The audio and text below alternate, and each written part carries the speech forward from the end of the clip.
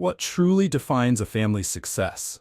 We see the outward signs: sprawling houses, expensive cars, and perfectly maintained lawns. We equate wealth with happiness. We mistake achievements for fulfillment.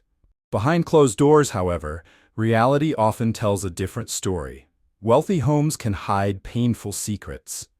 Family portraits can mask broken relationships.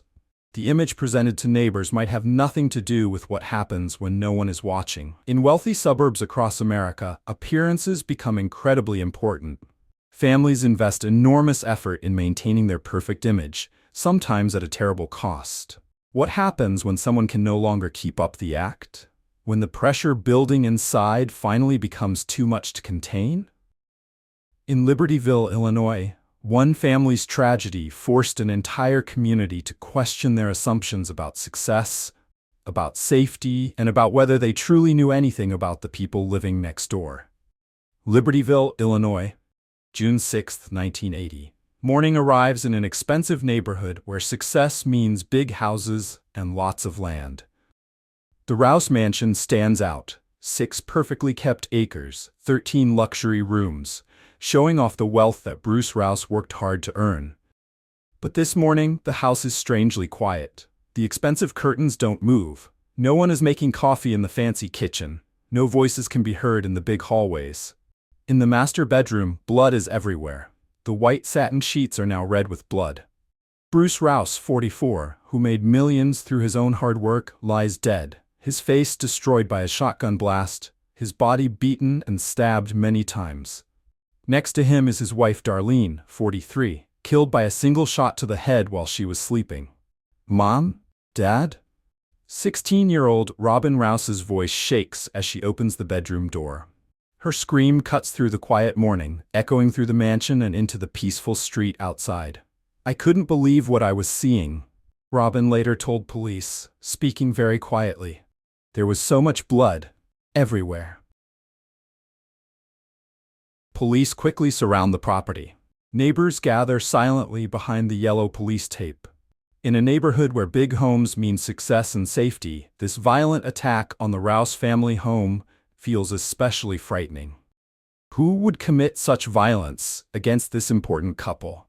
Why kill Bruce and Darlene Rouse, respected business owners, parents of 3 children, important members of their community? The answers would stay hidden for 15 long years. The truth would turn out to be more shocking than anyone could have guessed. And one question would trouble investigators, family members, and the entire community: how well do we really know the people closest to us? If you enjoy videos like these, please like and subscribe to the channel and turn on the notification bell. Bruce Rouse wasn't born into wealth. The son of a gas station owner in Mundelein, Illinois, he inherited his father's modest business at 21. Where others might have seen a simple filling station, Bruce envisioned an empire. "He worked harder than anyone I knew," recalled a former employee. 18-hour days, 7 days a week. Nothing stopped him. Within a decade, that single gas station multiplied into a chain. Bruce expanded into real estate, then invested in a cable television business. Each venture turned profitable under his determined management. By 1980, his net worth had climbed into the millions, the quintessential American success story. Darlene Stenlund met Bruce in high school. Their relationship blossomed quickly. She gave birth to their first child, Kurt, when she was just 18. As Bruce built his business kingdom, Darlene managed their growing household, raising their children and maintaining the social connections that cemented the Rouses' status in the community. Darlene ran that house with precision, a family friend observed. Everything had to be perfect: the home, the children, the image they presented.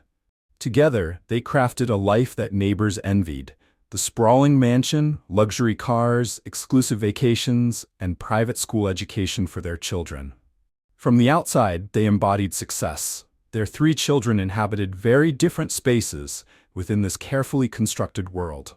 Kurt, 20, once the star athlete and promising student, had fallen from grace. His passion for music, late-night parties, and rebellion against his father's strict expectations had culminated in his removal from the main house. By June 1980, he lived in a cottage on the family property, close enough to remain under his father's influence but separated from the daily family dynamic. Robin, 16, navigated the middle ground. Sociable and sensitive, she maintained the appearance of normalcy while witnessing the growing fractures within her family. Then there was Billy. William Rouse, the youngest at 15. Teachers described him as troubled. Neighbors recalled incidents of vandalism, disrespect toward authority figures, and increasingly concerning behavior. Reports of him setting fires, including one in his parents' bedroom while they were away, suggested deeper issues that the family's wealth couldn't fix. There were two Rouse families, a longtime neighbor later reflected. The one everyone saw at community events, polished, successful, admired, and the one behind closed doors that was coming apart at the seams. Bruce's response to problems at home mirrored his approach to business: discipline, rules, consequences. Darlene enforced his vision. Neither approach seemed to reach their youngest son. How many families do you know that present one image to the world while hiding deeper struggles? If this story resonates with you, hit the like button and share your thoughts in the comments below. Thursday, June 5, 1980. The Rouse household follows its routine. Bruce returns from the office, exhausted from another day of business deals. Darlene prepares dinner. The children move through the house, each in their separate orbits. No one knows this ordinary evening will end in bloodshed. As darkness falls over Libertyville, tension builds within the mansion walls. Billy Rouse, the troubled youngest son, consumes alcohol. He adds psychedelic mushrooms to the mix, a dangerous cocktail for a teenager already prone to impulsive behavior. A confrontation erupts between Billy and his mother, the subject military school. Darlene has reached her breaking point with her son's behavior. "You need discipline," she tells him. "This is for your own good." For Billy, military school represents the ultimate rejection, his parents sending him away, giving up on him. The argument escalates, then subsides without resolution. Everyone settles for the night. Bruce and Darlene retire to their master bedroom on the second floor. But Billy's rage continues to simmer, amplified by the substances coursing through his system. In the early morning hours of June 6th, while the house lies quiet, Billy makes a fateful decision. He moves silently to his father's gun cabinet. He selects a 16-gauge shotgun, loads it carefully, then walks upstairs toward his parents' bedroom. The door opens without a sound. In the darkness, he can make out two forms in the king-sized bed. His mother lies closest to him, sleeping peacefully. His father beyond her, on the far side. Billy raises the shotgun, aims at his mother's head, pulls the trigger. The blast shatters the night. Darlene dies instantly from a shot to the face. Bruce jolts awake, disoriented and terrified. Before he can react, Billy fires again. The shot strikes Bruce in the jaw but doesn't kill him. What follows speaks to the depth of Billy's rage. When Bruce attempts to defend himself, Billy beats him repeatedly with the shotgun, so violently that the weapon breaks. Not satisfied, he grabs a knife and stabs his father multiple times, ensuring he cannot survive. In a matter of minutes, both parents lie dead. The bedroom, once a symbol of their success and security, transformed into a scene of unimaginable violence. Billy returns to his room. He hides the broken shotgun. He changes his clothes. He waits for morning as if nothing has happened. Hours later, as sunlight filters through the expensive drapes, Robin heads upstairs. Her parents usually rise early. Their absence from the breakfast table seems strange. She knocks on their bedroom door. No answer. She turns the handle. "I just started screaming," Robin later told investigators. "I couldn't stop screaming." Her brother Kurt rushes from his cottage after hearing the commotion. Robin quickly calls the police. Ambulances arrive with sirens wailing. Officers secure the property, labeling it a crime scene. And Billy? He watches it all unfold with unsettling calm. He answers officers' questions directly, without emotion. When asked about his whereabouts the previous night, he offers a simple alibi. He was out with friends, getting high. Not a single tear falls as his parents' bodies are removed from the house on stretchers. covered in white sheets now stained red. The perfect family in the perfect house has been shattered by an act of violence so extreme that even veteran detectives struggle to comprehend it. News of the murders spreads through Libertyville like wildfire. Residents lock doors that have remained open for years. Parents keep children close. The community that once felt immune to violent crime now faces its darkest nightmare. This kind of thing doesn't happen here. A neighbor tells reporters, echoing the sentiment of a stunned community. The crime scene presents investigators with contradictions. The bedroom shows signs of a struggle. Blood spatters the walls, furniture lies overturned. But the rest of the mansion remains undisturbed. No forced entry. No alarm triggered. The family's German shepherd, usually protective, never barked. Darlene's purse is missing. Jewelry has disappeared. The scene suggests robbery, but detectives notice inconsistencies. The crime's extreme violence points to something personal, not a burglary gone wrong. Who would know how to enter the Rouse home without triggering suspicion? Who would know where Bruce kept his guns? Who would harbor enough rage to inflict such devastating violence? The three Rouse children face intense questioning. Each offers an alibi for the night of June 5 to 6. Kurt claims he spent the night with his girlfriend, returning to his cottage the next morning when he heard Robin's screams. Robin says she attended a school dance, then slept soundly through the night, unaware of the horror unfolding down the hall. Billy tells detectives he was out with friends, getting high on drugs and alcohol. He can't provide specific names or locations. The gaps in his story raise questions. But without evidence, investigators can't pursue their suspicions. All three siblings inherit substantial money, $300,000 each from their parents' life insurance policies. The sudden wealth provides financial independence, but no emotional closure. 4 months after the murders, a surveyor working near the Des Plaines River makes a discovery that changes the investigation's direction. Partially submerged in the water, Darlene's purse, her jewelry box, and Bruce's firearms. The items, clearly dumped to suggest robbery, eliminate that motive from consideration. Someone wanted the murders to look like a break-in. Someone who knew the family and had access to the house. Someone who understood what evidence could incriminate them. But without witnesses or a confession, the case grows cold. Years pass. The Rouse mansion sells, then sells again, its bloody history reducing its value despite its luxury. In 1983, Robin Rouse makes a decision that might have changed everything. Troubled by suspicions about her brothers, she contacts Lake County authorities. She has information to share, she tells them. Something important about the night her parents died. Robin never makes it to the police station. Her car crashes on a rain-slicked road. She dies instantly. Whatever secrets she planned to reveal die with her. The remaining Rouse siblings, Kurt and Billy, move forward with their lives, each carrying the weight of that June night in different ways. Have you ever noticed warning signs in someone close to you that others missed? Could you recognize the signals of escalating violence before it's too late? Share your thoughts in the comments below. With his parents gone and the investigation stalled, Billy Rouse entered adulthood with $300,000 in life insurance money and no one to answer to. For a troubled teenager with substance abuse issues, the sudden windfall proved disastrous. Money without guidance is dangerous, especially for someone so young with so many problems. Billy abandoned his education. He bought cars he couldn't legally drive. He threw lavish parties where alcohol and drugs flowed freely. The inheritance that might have secured his future vanished in a blur of impulsive spending and self-destruction. Friends from this period describe a young man consumed by excess. Billy rarely mentioned his parents. When questioned about their deaths, he changed the subject or walked away. The murders became the unspoken center around which his chaotic life revolved. As the money dwindled, Billy's behavior grew increasingly erratic.